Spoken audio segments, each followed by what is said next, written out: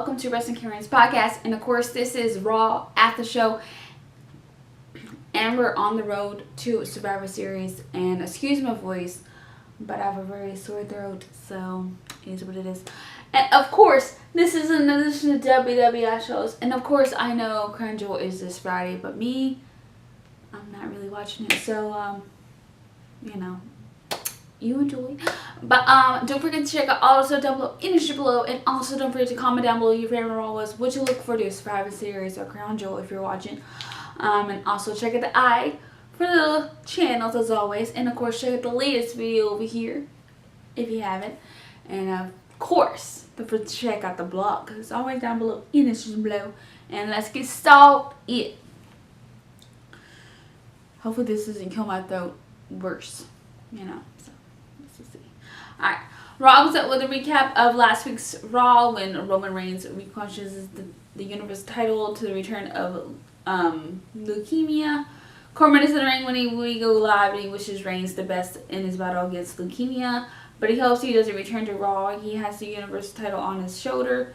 Brock Lesnar music hits and he heads to the ring with Paul Heyman. Corbin tries to hype Lesnar versus Strowman, but Heyman interrupts him and tells Corbin to leave the intros to him. Heyman says it's a guarantee Lesnar will leave Crown Jewel with the title, and I'm hoping not, honestly. Excuse me.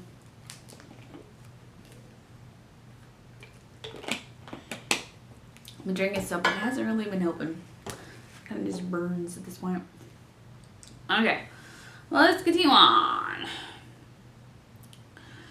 Strowman eventually makes his way out to respond. He tells Lesnar he will get these hands.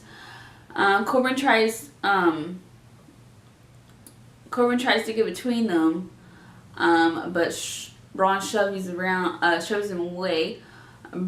Baron attacks, and the Monster Among Men power slams him, much to Lesnar's delight. Brock picks up the belt while Braun hits another power slam. The Beast delivers an F5 after Strowman hits Corbin with a third power slam, and I hope that he doesn't become the Universal Champion. Like, I'm hoping that Braun wins. That's what I'm hoping for.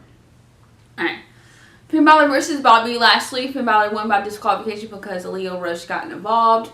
Lashley grabs Balor in the full Nissan and wears him down while Rush talks trash. Leo slaps him a few times before Bobby drops him on the face. Rush gets a text on his phone and shows it to Bobby. They head to the back together.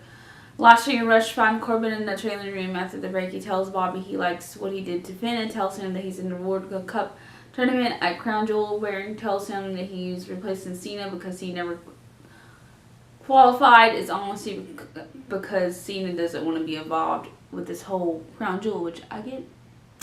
WWE announced that at Survivor Series we will see Ronda Rousey versus Becky Lynch. Yes, I'm definitely excited for that. After Cole shows us exclusive footage of Becky and Ronda having a conversation last night, we head back to the ring for a 10-women tag match. I don't know. Okay. Lead interest: Natalya, Sasha Banks, and Bayley versus the Bright Squad, Mickie James and Alicia Fox.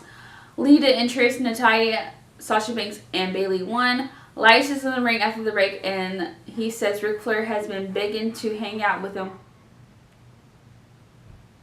I swear. Okay. He replaced the video from last week when he hit Corbin with his guitar. Elias says he is going to head backstage and get Corbin a personal concert with his new song. Elias knocks on Corbin's door and the GM tells him to go away. Elias plays the song outside his door. Elias' song gets Corbin to come out of his office, but he slams the door in Elias' face. Jinder attacks Elias from behind for some reason. Corbin comes out and mocks Elias before telling him to get in the ring for a match. Elias versus Jinder Mahal. Elias won after the break. Those are video for Kurt Angle. Decision versus Bobby Roode and Chad Gable versus Authors of Pain. Oh, jeez. Decision and Bobby Roode and Chad Gable versus Authors of Pain in triple threat match. I wanted to make sure it came out right because it sounds so butchered while I'm saying it. Alright, Bobby Roode and Chad Gable won. Akam and Riser immediately attack them. Seth Rollins comes out of the break to talk about Dean Ambrose turning on him after they won the tag team titles last week. He thanks his fans for sending love to Roman over the past week. He asks himself if Ambrose turned on him was his own fault because of what happened 4 years ago.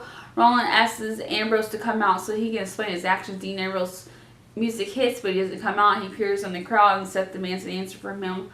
Ambrose teases answering his questions, but ends up saying nothing. Rollins calls him cold-hearted for doing what he did. On the same night, Reigns announced he has his illness. Seth promises to make Dean's life a living hell and calls him a lunatic. That seems to be what gets under Ambrose's skin. Rollins heads into the crowd to meet him, but Rollins heads to the crowd to meet him, but Ambrose just walks away. I'm kind of excited for this feud, honestly. I've seen so many critic people about Dean Ambrose, but he's a lunatic, okay?